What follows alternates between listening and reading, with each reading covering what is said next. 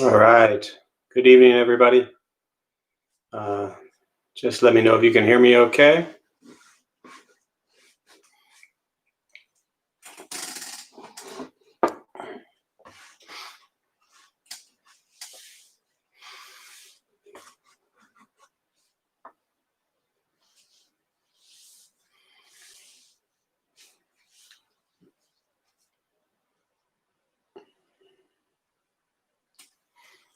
All right. Thank you, Linda and Brian. Appreciate y'all being here. We'll go ahead and we'll get started. You can just join palms and repeat after me. I take refuge in the Buddha. I take refuge in the Dharma. I take refuge in the Sangha. Keeping the palms joined.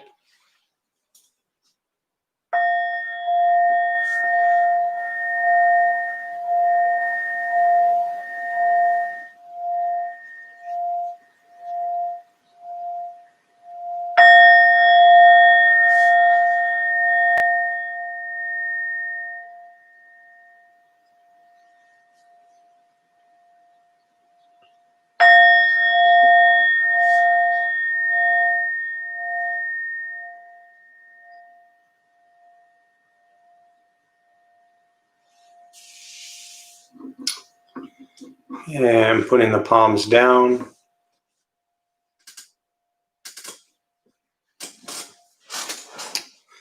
So good evening, everybody. Thanks for being here. Whoever here is, whoever you are, I appreciate you joining us. I usually like to start with a question, just to get people communicating and give some time for everybody to settle in okay. So I think for tonight's question,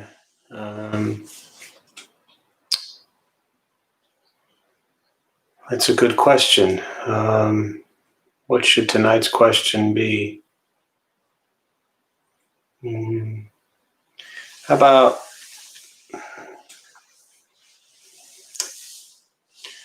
what's been your greatest challenge over the past week? And it can be specific or general. I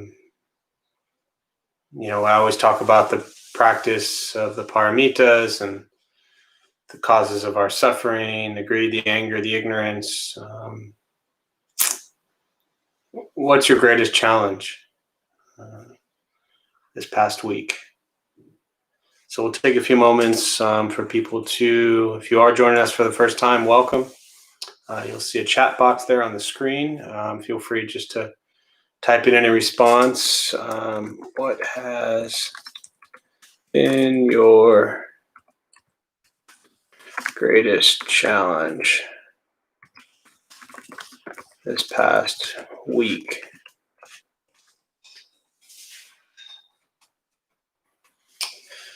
Maybe it's a new problem that has come up. Maybe it's a problem that's been around for a year. Maybe it's a problem that's been around for 30 years. But either way, we have challenges that we face every day, and we try to, when I look at Buddhist teachings, we really explore the, as I like to call it, the two wings of Buddhism.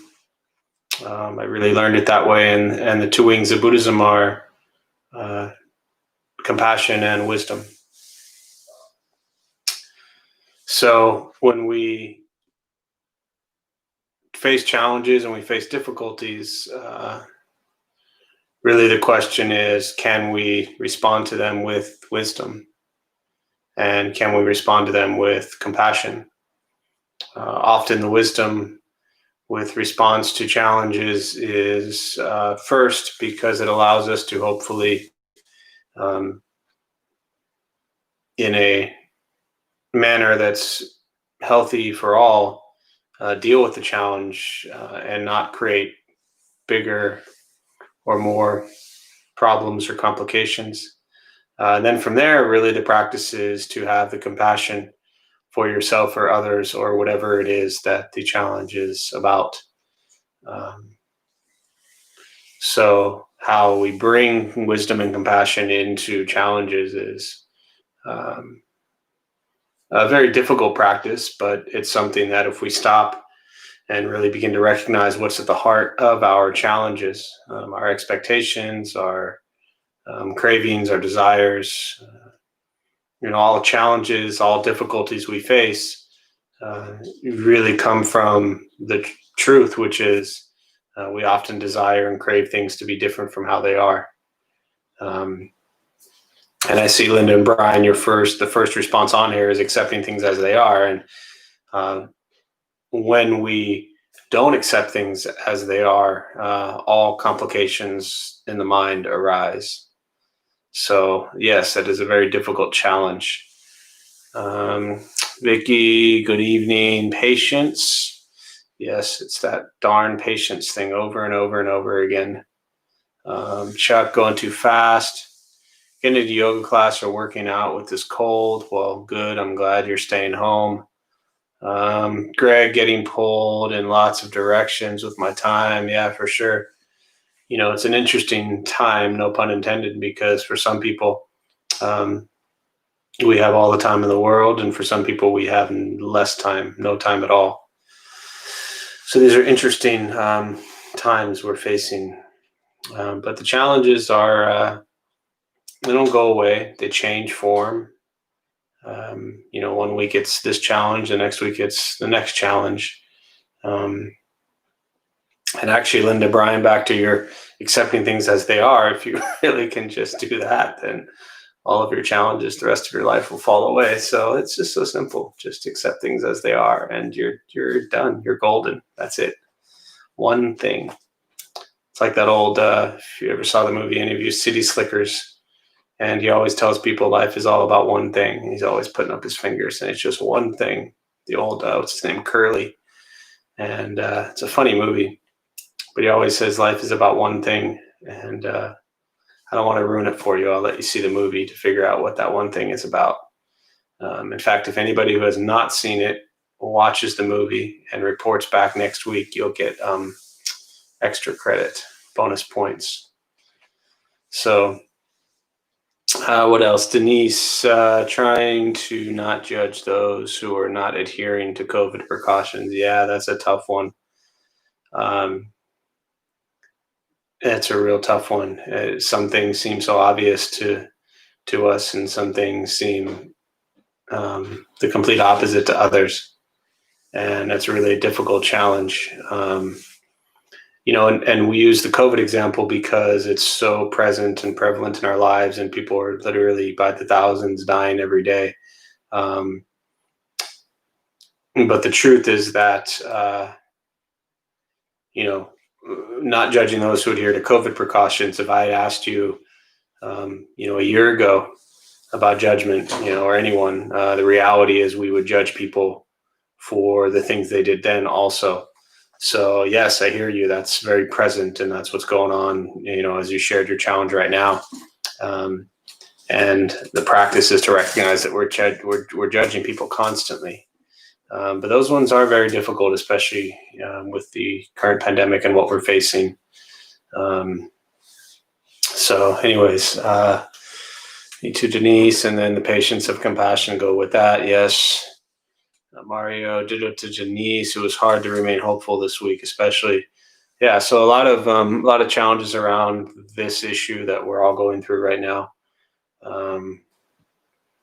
Without getting too far into it, and we'll get started with the meditation here, but I saw something on social media that a friend of mine had shared. They were at a live event, and I was just like shaking my head, trying to figure out why. I just don't understand.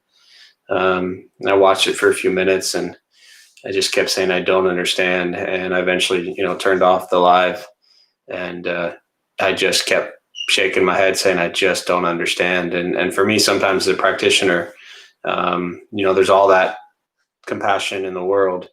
but it doesn't mean you're going to understand. And so let's see, one more. Understanding my triggers and not feeding into them. Yeah, for sure. I think the triggers are really important for all of us to begin to recognize what triggers us. And then, as you say, to not feed into them, to really kind of cut them off if we can before we get triggered. So it's a beautiful practice, a very difficult one. All right, so we'll go ahead and we'll get started with the meditation practice. For those who are new or maybe joining us for the first time, there's a couple things I'll tell you before we begin. Nothing's going to happen to you, right? You're not going to float away. You won't have any mystical, magical experiences. You're not going to figure anything out whatsoever. The mind that races all day long is not going to shut off. Don't judge your practice. I mean, you don't ask yourself, is this working? Is it not working? Am I doing it right? Am I doing it wrong? We're just going to sit. We're going to breathe. All right. You'll hear sounds inside the room, sounds outside. This is life. Life is filled with chaos, and the practice of meditation is learning to get quiet and still within all the chaos. So posture, you just want to be comfortable. If you're on a cushion or chair, slide into the front third. Pushing the stomach forward allows the shoulders to relax. Hands can be on the knees or in the lap, whatever's comfortable. I'll guide us as we begin, and we will settle into a little bit of silence. Most important with this practice, don't expect anything. We're just going to sit and breathe.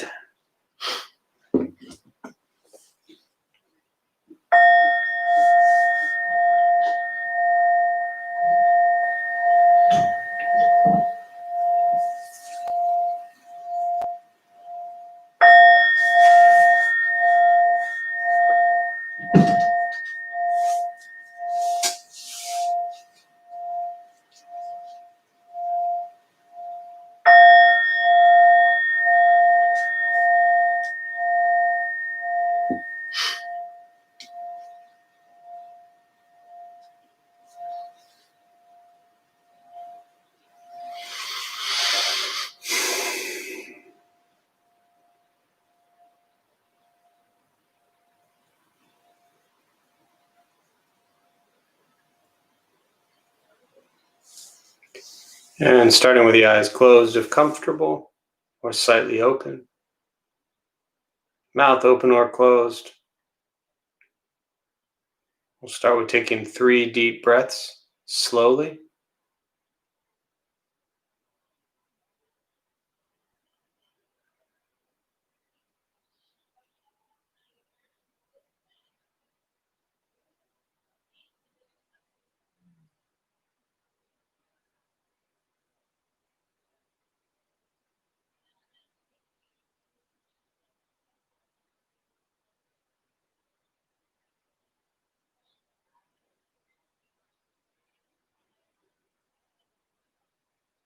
And eventually you'll settle into a natural rhythm of the breath.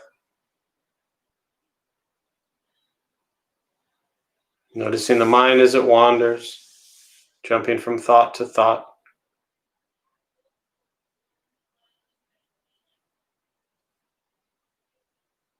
We'll start with gently guiding the attention, focus to the stomach or chest.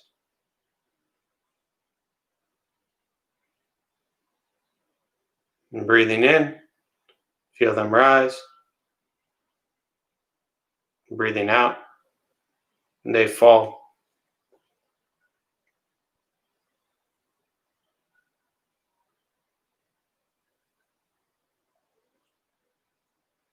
Simply continue this practice, observing sensation of breath.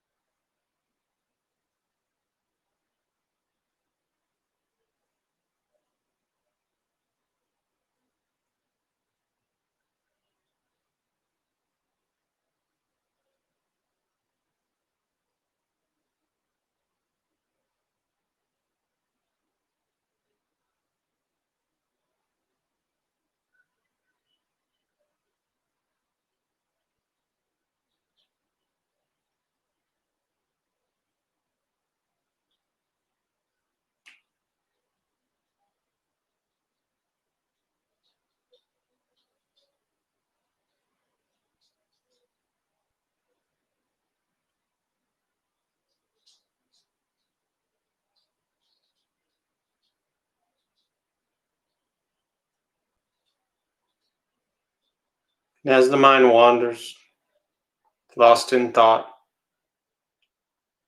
recognize it, release that thought, return attention, focus to the breath.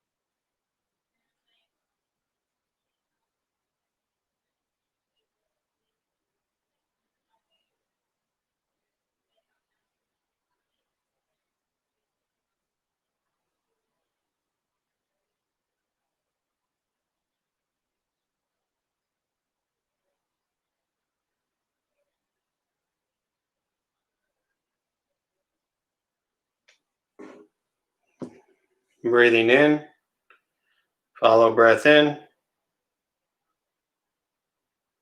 breathing out, follow breath out.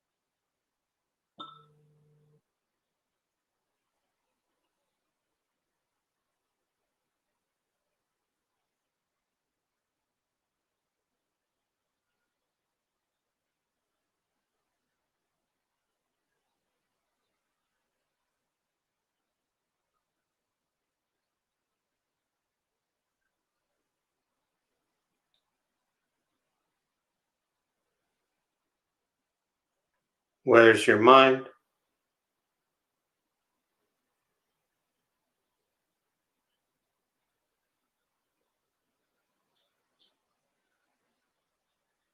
Return attention, focus to the breath.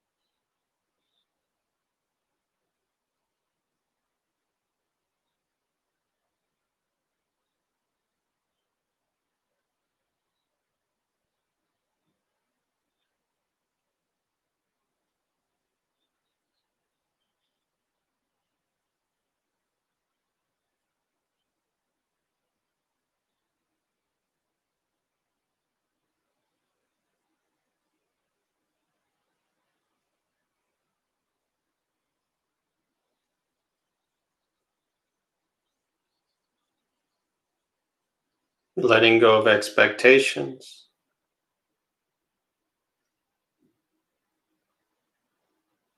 letting go of judgment,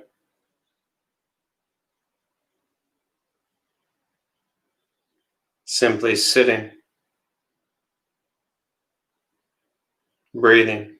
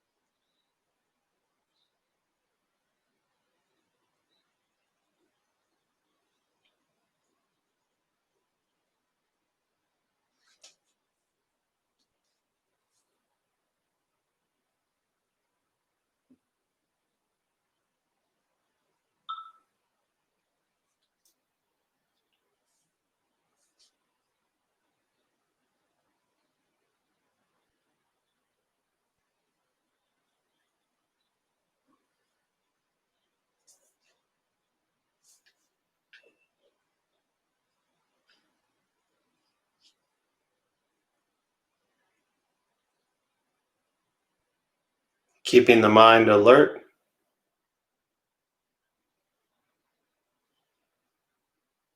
aware of each sound,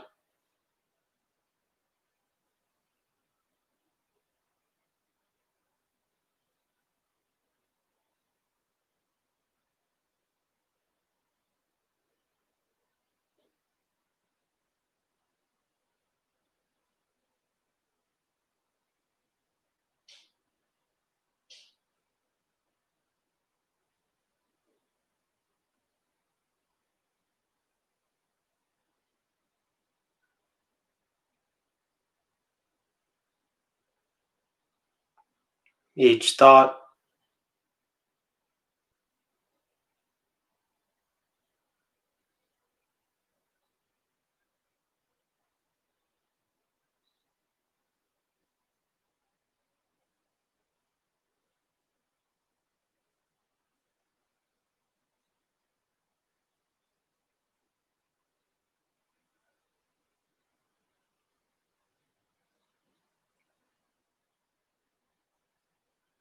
each physical sensation,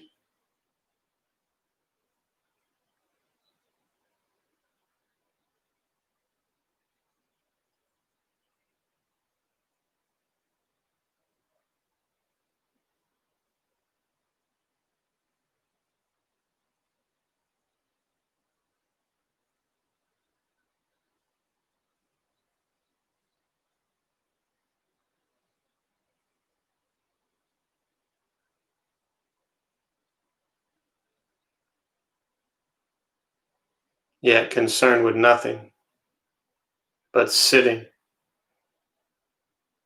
Breathing.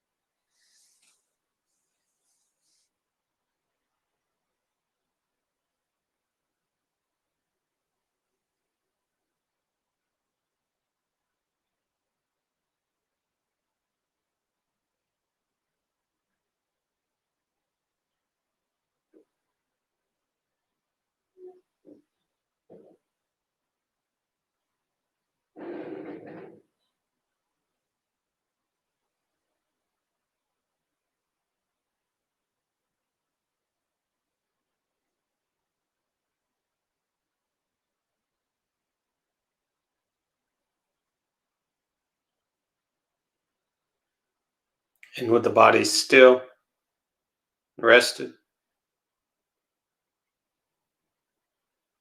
and the speech quiet, aware of all sounds, and the mind learning to settle, know what it's like to just sit and breathe, knowing with each breath there's nothing else to do, nowhere else to go, no one else to be. Everything beautiful, exactly as it is. Sitting, breathing.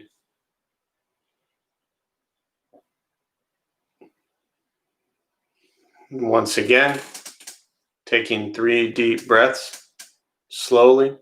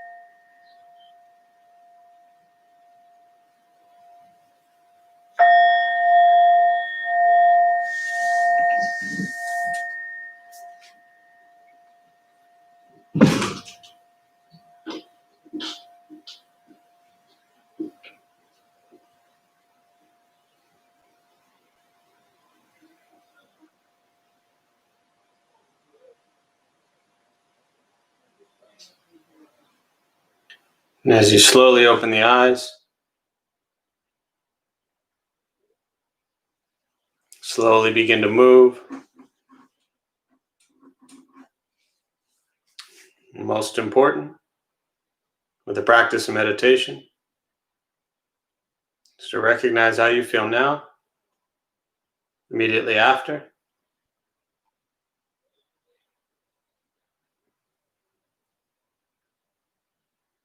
Compare this to how you typically feel throughout your day. Recognize the difference, if there is one.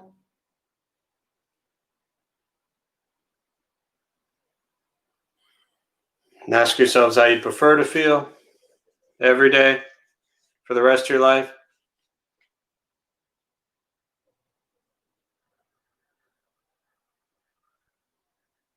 And know that however you feel now, if it's quiet, calm, and still, or a busy mind, racing mind, whatever you're sitting with at this moment, has nothing to do with anything I said.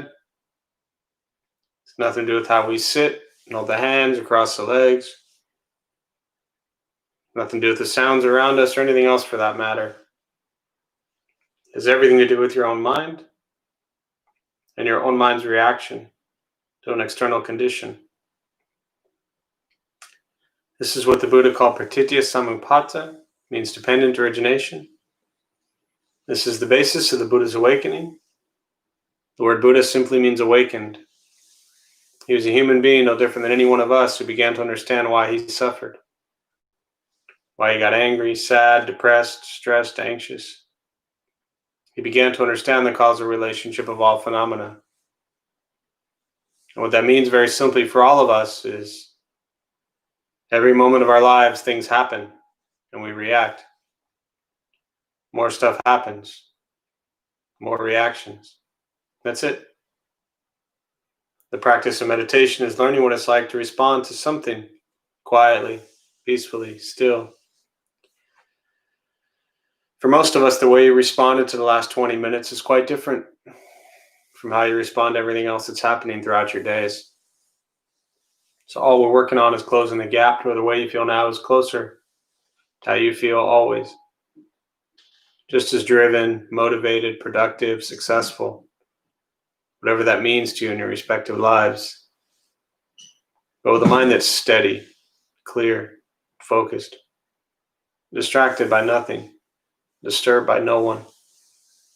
It's not easy. It's not fun. It's not an escape. It's direct perception into the present moment. It's learning to be with things as they are, no matter how difficult they may be. Buddhist practice doesn't fix things. Often people come into Buddhism thinking it's going to fix whatever problems they have in their lives. It actually just makes you look at them very honestly and recognize the role that you play in it. And that's it. It helps you become aware of life as it is. And as we started today with the question of, what challenges do you have in your lives? As I said earlier, they're always going to be there. They will change. When we put this pandemic behind us, and hopefully not too distant future, a time where people aren't fighting over masks anymore, there'll be something else that will annoy us and bother us. So always challenges, always difficulties, always people doing things that we don't want. And again, the challenge is to bring a sense of compassion and wisdom to these situations. So with that, I think I'll stop. I always prefer to leave the rest of the time for questions. Meditation, Buddhist practice, anything you're sitting with. If you are new, welcome. There's a chat box there. You can go ahead and type in a question or a comment, and I'll go ahead and respond, and we'll go from there.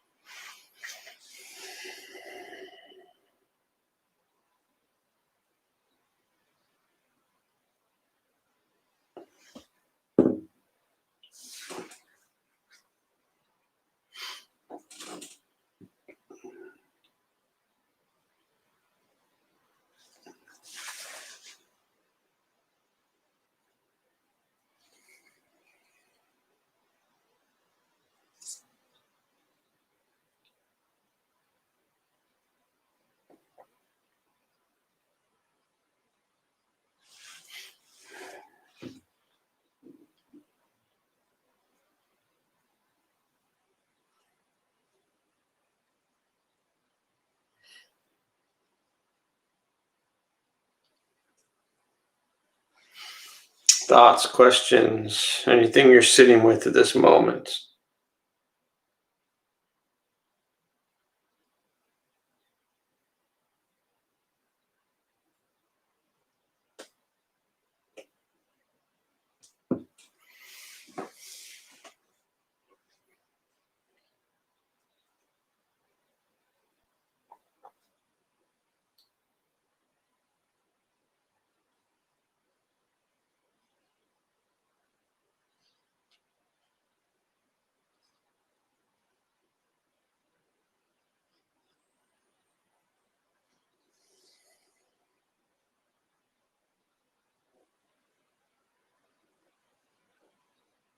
See, so easy.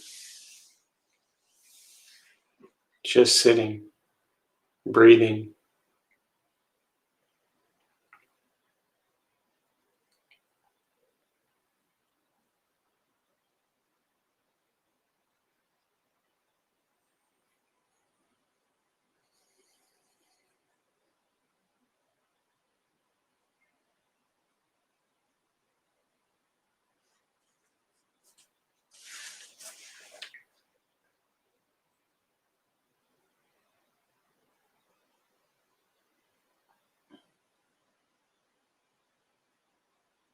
Great, you've all figured it out finally.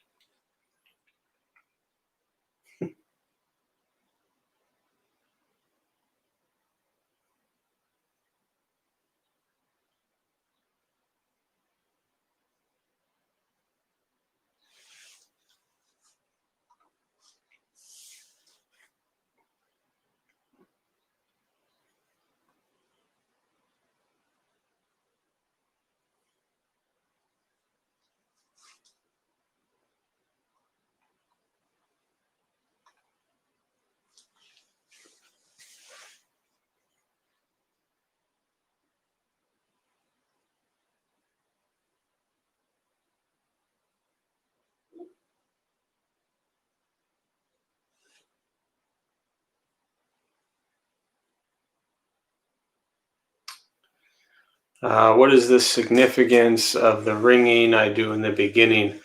So with rituals, different Buddhist traditions, different Buddhist lineages will do different practices. And so for me, coming from a Taiwanese Buddhist tradition, which is a mixture of Chan, which is Zen, and Pure Land practice, I do what I was taught, which is anytime you start formal practice, to strike the bell. I always hit it 3 times. It represents the triple gem, the Buddha, the Dharma, and the Sangha. So we take refuge in the triple gem, the Buddha, not necessarily the man himself, but in what's called Bodhichitta or Buddha nature, recognizing that the Buddha was human like we are, and if he could awaken and figure out how to end his suffering, then so can we. Then we take refuge in the Dharma, which is the teachings of the Buddha. And then we take refuge in the Sangha, which is the community of practitioners. So refuge being safety, comfort, protection, whatever that word means to you. But so the striking of the bell, the 3 times, is represents the triple gem. And like I said, different Buddhist temples and traditions will use, they're called Dharma instruments, different instruments that they'll use. There's a drum, there's a bell, there's all kinds of different. Tibetan has all kinds of fun, loud noisemakers, Tibetan Buddhism. So lots of different Dharma instruments, and they'll all kind of have their own meaning. So hopefully that answers your question. And for me also, in a, I think, very conventional sense, the striking of the bell is really just a moment to bring us to present, that wherever you are, wherever your mind is, whatever you've gone through that day, or whatever's waiting for you later, when you strike the bell, for me, even if I'm sitting by myself, and I just go ahead and I just strike the bell, it's just that anchoring feeling that kind of brings you to this moment.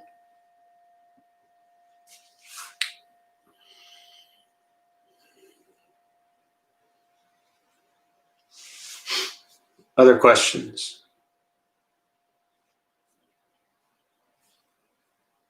And I like the sound.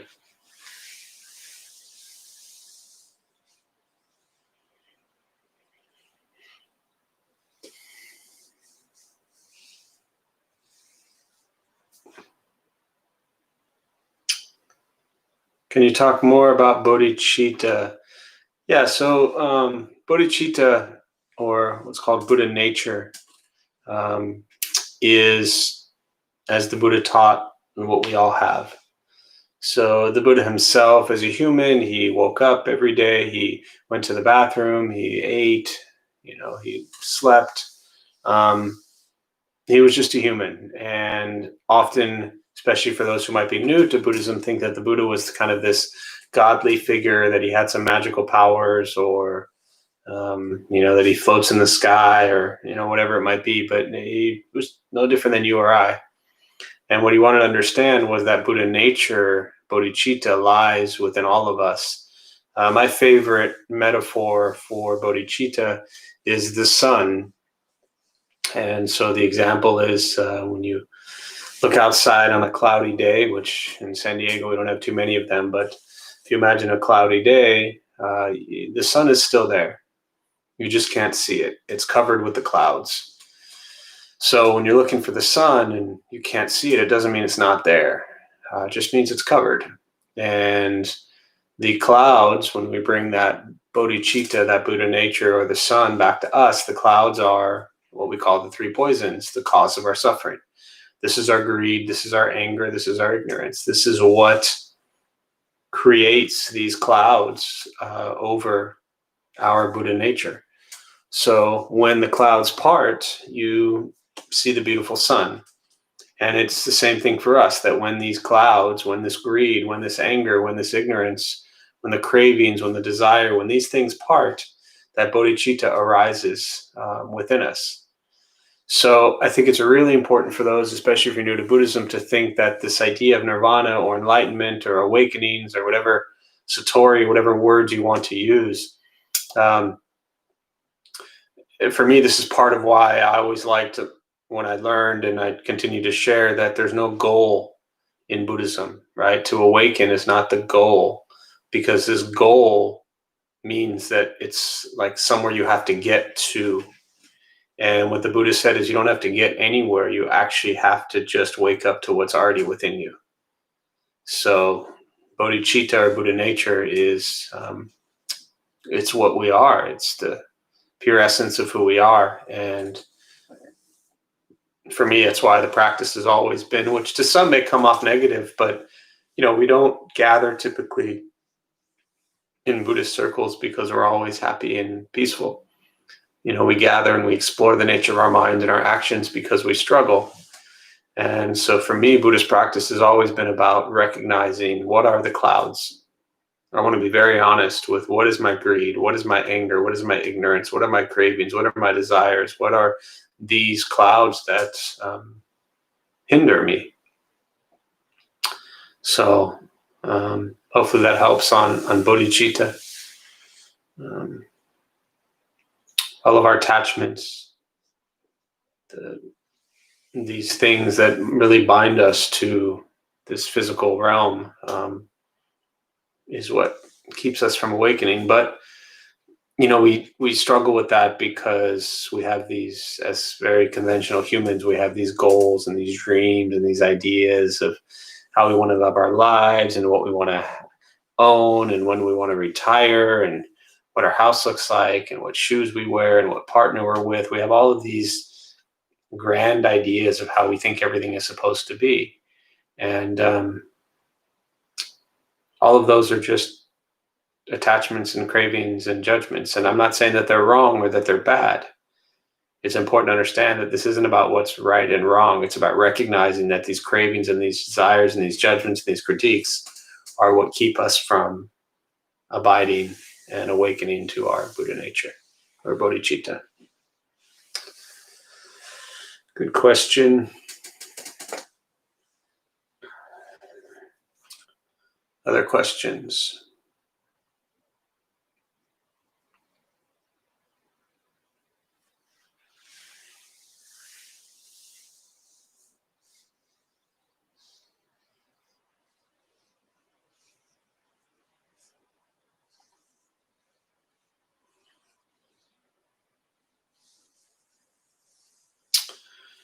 Pure Land Buddhism.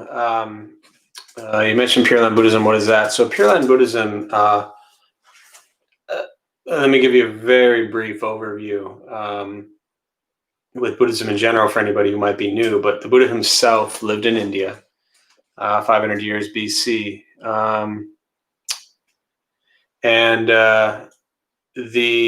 At the time of the Buddha, so 500 years before Christ in India, this is where he lived, and what they practiced at that time was the Hindu faith, Hindu religion. The Buddha was Hindu himself. Buddhism didn't exist when the Buddha was born. He was just a human, and he was Hindu. So then he taught. He had what they call the awakening at 35. He taught for 45 years. He died at 80, and then the teachings spread in India, and then it begins 100 years later. I'm not a historian, so don't quote me on any of these dates, but just very loosely, about 100 years after he dies, it travels south and goes into Thailand, Southeast Asia, goes into Thailand, Laos, Vietnam, Cambodia. Around the turn of the century, it goes into Northern Asia, China, Japan, Korea, and about 1,000 years after the Buddha died, you have it entering into Tibet. And so you have these three, regions, really large areas that Buddhism took hold. And within that, you have three major schools, Theravada or Vajrayana, or Hinayana. You have Mahayana, and then you have Vajrayana. So the word yana, which is consistent in all three, means vehicle. And so the old school teachings of the Buddha, they called the Hinayana, the lesser vehicle.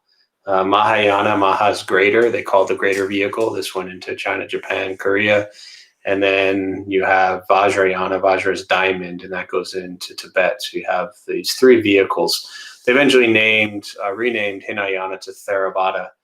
Just didn't seem appropriate to call one school of Buddhism greater than the other, with the greater or lesser kind of titles. So they called it Theravada, which means of the elders.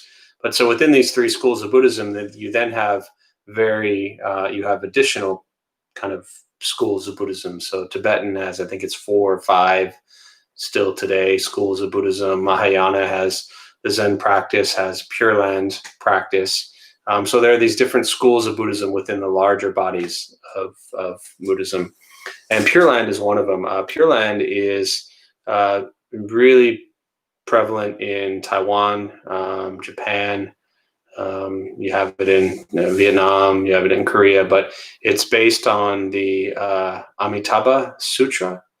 And Amitabha Buddha had 48 great vows. And Pure Land Buddhism has a lot to do with great faith. And the practice is reciting the Buddha's name, following precepts, and to meditate. And with this practice, the belief is that wholeheartedly that you will be reborn into the Buddha's Pure Land, where you are liberated and free from suffering. So from the human realm, you practice, you recite the Buddha's name, you follow precepts, you meditate, and you will be reborn into a Pure Land where there is no suffering. So I find Pure Land Buddhism incredibly beautiful. The monks and nuns that I've gotten to know and over the years, as well as just the lay people that come from Pure Land traditions, it's one of the most beautiful things I've ever seen. That their faith is so genuine and so sincere. I think it's really beautiful. So, but if you're interested, just kind of Google Pure Land Buddhism, Amitabha Buddha. When I say Om Tofo, a lot of you have heard me say that. That's Amitabha Buddha in Mandarin, Chinese. So Namo Amitofo is pay homage to Amitabha Buddha. So that should get you started, Greg, on your trek into Pure Land Buddhism. But Amitabha Sutra, I would check that out. Amitabha, Amitabha Sutra. I don't have a question, but more of a statement. I noticed aches and pains in my body. Yes, that is the common thing that can happen as we sit, as we age, as we get uncomfortable. Our bodies have aches and pains. So often people will say to me, well, my neck hurts after meditation, right? Well, the meditation didn't cause your neck pain. The meditation just made you become aware of pain that was already there. So often when we slow down and we meditate and we just sit and we learn to be still, we become aware of aches and pains in our body. And I like to use that as a trigger to tell ourselves, okay, well, if we sit for 20 minutes perfectly still, relatively still, and our back hurts, then I should probably take care of my back, more stretching, more yoga, do something that will help it. If my legs hurt from sitting, then I should probably stretch and exercise. So I would look at the aches and pains in the body as just what's actually happening, and then hopefully you can address it in a healthy manner. So, all right, so I think I'll go ahead and close on that. We will join palms as we do a transfer of merit. May the benefit of this practice be shared with all beings in all directions. May all be at peace. May all be free from suffering.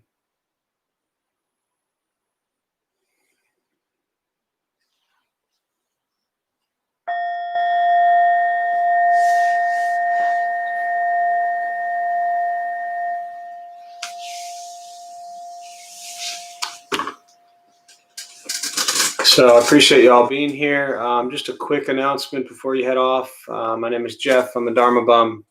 We opened up the Dharma Bum Temple 14 years ago to introduce Buddhist practice. Those of us who lead, we're not monks or nuns, we're not gurus, we're not masters, we're not teachers, we're not looking for students. We're just practitioners. So we do our best to take our understanding of Buddhist teachings and put it into terms that hopefully make sense to those of you who show up.